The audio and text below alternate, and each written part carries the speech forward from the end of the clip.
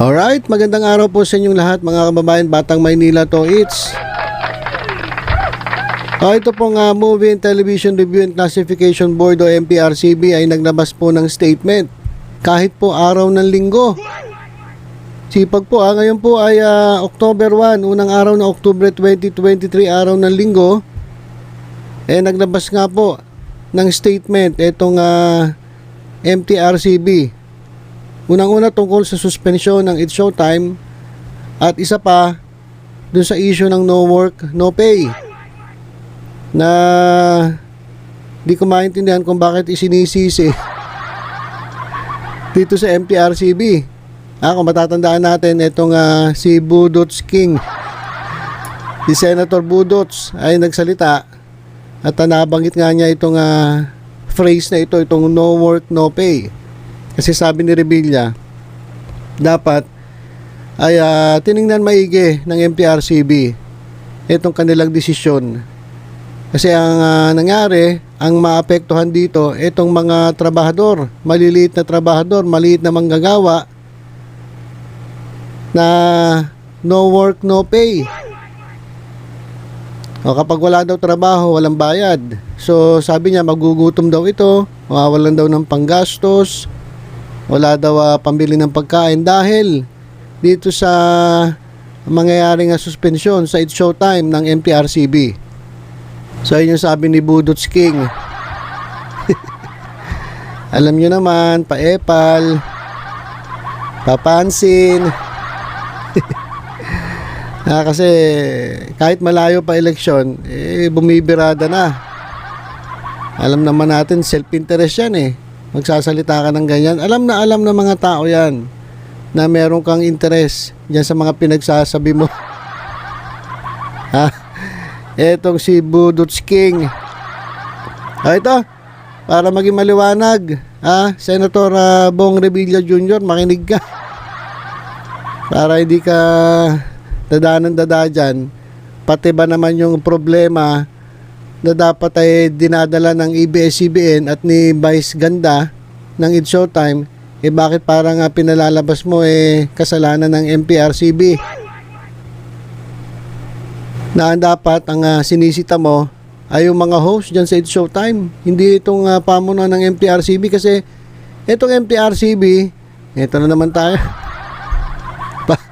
Magpapaliwanag na naman tayo itong MPRCB kasi tagabantay lang yan. Kapag may nakitang violation o kapag may nagsumbong sa kanila ng violation, ina-action na nila.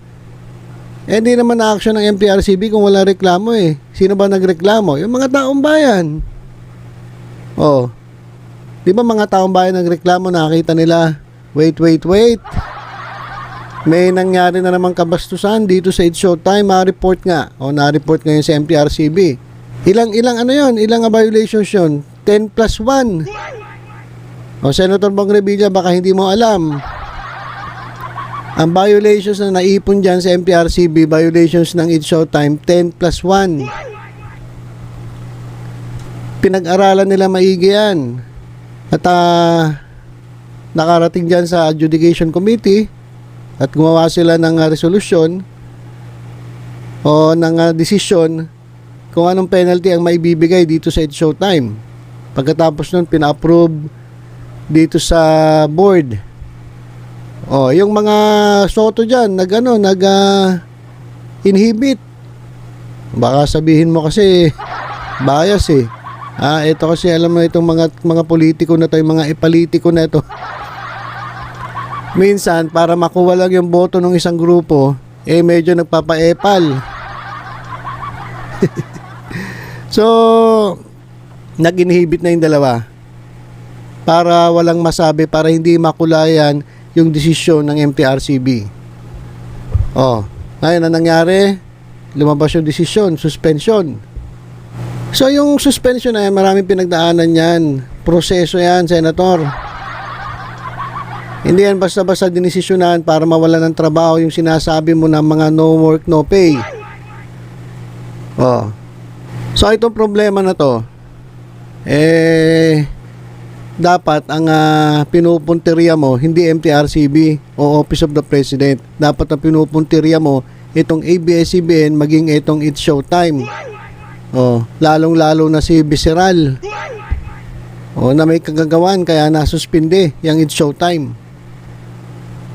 Ito, basahin ko lang itong naging statement ng MTRCB tungkol nga dyan sa suspension at pati na rin doon sa issue na binabato ni Senator Bong Revilla, yung no work, no pay. Ito, babasahin ko po The decision of the Movie and Television Review and Classification Board, MTRCB, to suspend its showtime and the no work, no pay issue are two separate and distinct matters. The suspension, in fact, underscores the broader and more pressing matter of contractualization within the entertainment industry. The issue deserves sincere attention from the producer. The practice by the producer or management to regularize their employees even when a show has been airing live for 6 days a week for over a decade highlights a much bigger problem than the show's 12 airing day suspension. We sincerely empathize with the hardworking individuals who will be affected once the suspension takes effect. However, we believe that the inability of the management to provide regular employment should not impinge on the duty of the MTRCB to uphold its mandate in ensuring the ethical compliance of broadcasting content by any production company or television network pursuant to Presidential Decree number 1986. It remains the prerogative of the producer management to suspend, sanction airing hosts as they deem fit, which has been the practice of other noontime shows as hosts are beyond the jurisdiction of the MTRCB. Ayan po yung statement yan po sa ating screen ng Movie and Television Review and Classification Board o MTRCB. Alright, so yan po yung statement ng MTRCB. So balikan natin itong sinabi ni Budots. Sabi kasi ni Budots, eto raw mga no work, no pay na mga empleyado ng It's Showtime o ng ABS-CBN ay ang lubhang maapektuhan dito sa suspension ng It's Showtime. Kaya sabi ng pinaliwanag ng MTRCB, magkaiba po yan. Iba po yung issue ng no work, no pay, iba po yung issue ng suspension. Huwag niyo pong pagdikitin yan kasi magkaiba yan eh. In fact, mga kababayan, etong ang suspension na ipapataw sa It's Showtime, makakatulong pa ito para ma-resolba etong problema dito sa no work, no pay na sistema ng mga noontime shows. Mabubuksan pa nga yung usapin eh. Kasi kapag nasuspinde etong Showtime, walang bayad ngayon yung mga empleyado kasi no work, no pay. Na kung tutusin, dapat wala pong no work, no pay dito sa mga ganitong klaseng noontime shows. Dapat po hindi sila ganyan. Wala pong ganyang sistema na contractualization. Kasi sabi nga ng MTRCB, for over a decade, sila po ay umi-ere 6 days a week. Eto mga noontime shows, talagang tuloy-tuloy ang kanilang pag-ere. So, ibig sabihin nun, kapag umi-ere sila, lumalaki yung kita nila. Laki ng kita nila sa advertisement, sa mga sponsors. Pero sa kabila nung ganong kalaki kinikita nila, bakit sila hindi nag-regular ng mga empleyado? Bakit yung empleyado nila hanggang ngayon, no work, no pay pa rin? So dapat, Senator Bong Revilla, ang tingnan mo kung bakit ganon. Bakit hanggang ngayon, ilang years na sila? 2 decades? O for over a decade? Lampas mahigit 10 taon na. Etong mga empleyado, no work, no pay pa rin. Ang tingnan mo. Hindi kung ano-ano sinasabi mo na kesyo magugutom. Talagang magugutom sila. Talagang mahihirapan sila kasi nga yung status nila dun sa kanilang kumpanya sa noontime show na It's Showtime, no work, no pay. So yung dapat ang ayusin mo. Hindi yung kung ano-ano sinisilip mo dyan. Di ba? Kaya nga itong MTRCB, hindi naman nila pwedeng hindi gawin yung kanilang mandato para lang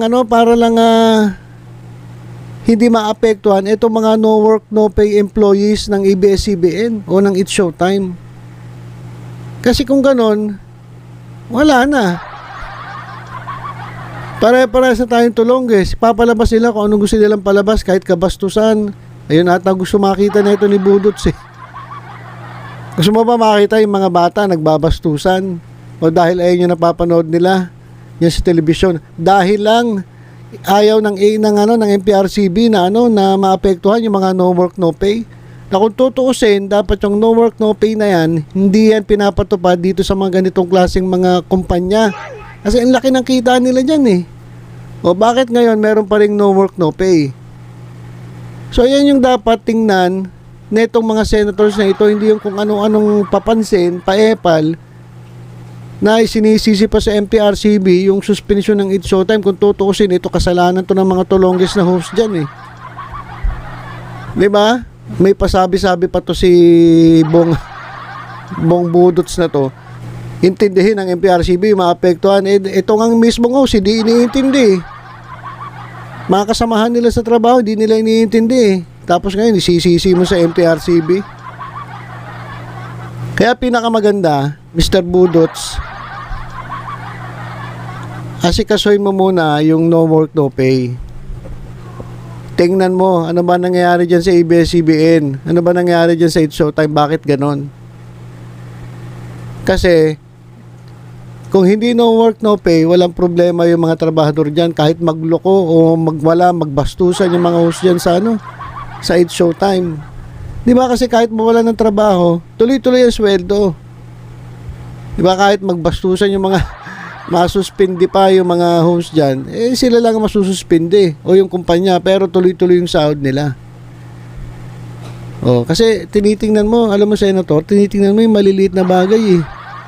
Tingnan mo yung mas malaking bagay, mas malaking problema. Mako, bakit nandyan ka?